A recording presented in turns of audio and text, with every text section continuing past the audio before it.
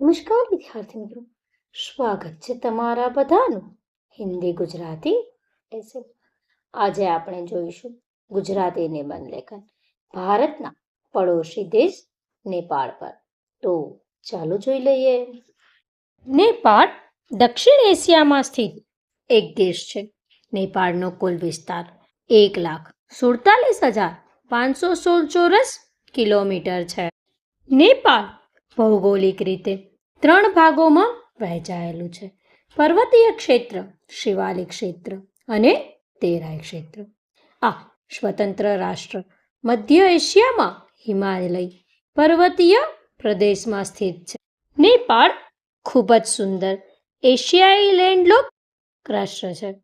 નેપાળના 81.3% નાગરિકો હિન્દુ ધર્મનું પાલન કરે છે.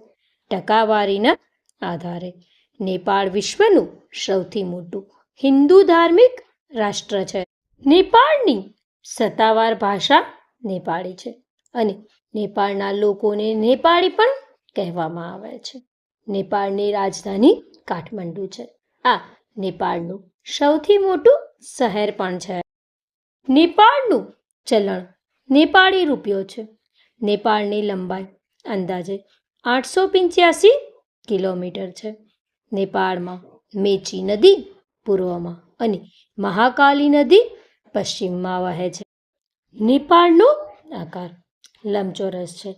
નેપાળ ઉત્તરમાં ચીનના સ્વાયત્ત પ્રદેશ તિબેટ અને પૂર્વ, દક્ષિણ અને પશ્ચિમમાં ભારતથી ઘેરાયેલું છે.